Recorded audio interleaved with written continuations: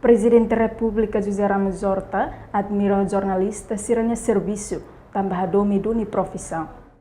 Quinta-feira, semana, Presidente da República José Ramos Horta participa da cerimônia de Daily Dialogue Forum, Rihunrua Ronulo Resinrua, nebe organiza o Conselho Imprensa e a Salão la linha Larigutu Seniek, Kaikoli Dili, Loron Ronulo Resin Lima, Fulang Agosto Tinangne. Sefestado José Ramos Horta Hateten, jornalista Sira Macbele Kualia com desafios média Timor-Leste Niang, também jornalista Macada Lorong e a serviço, Sira Macassoro dificuldades oi. Pernia observação, Timor-Leste laia problema ba liberdade de imprensa. Também a mambanação russo ba média hotu, atu continua a domi profissão no dar jornalista, mas que ha soro dificuldade barat. Jornalista sira Macbele Kulia Angelio com desafios e a mídia Timor-Leste.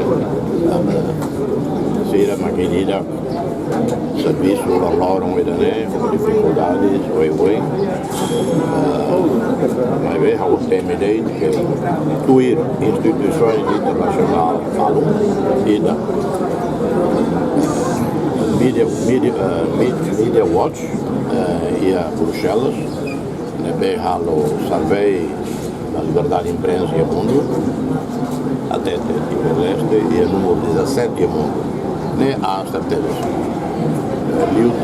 Liu Diaglio América, Estados Unidos, Diaglio Austrália e a observação pessoal Timor lá é problema de liberdade de imprensa, dificuldades, desafios que a mídia enfrenta, até Moris na economia de forma fraca, mídia logo queda e mídia e a custos, né?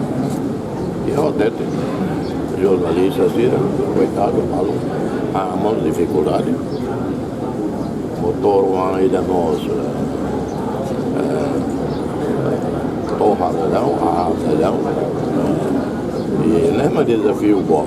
Mas bem, apesar de desafio ainda não é se parece que a dominação a profissão continua na fase resposta ao admira mídias no país, né?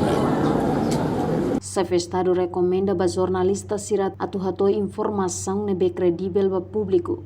Reportagem Salfiana Kait, Marciana Amaral, Televisão Timor Post.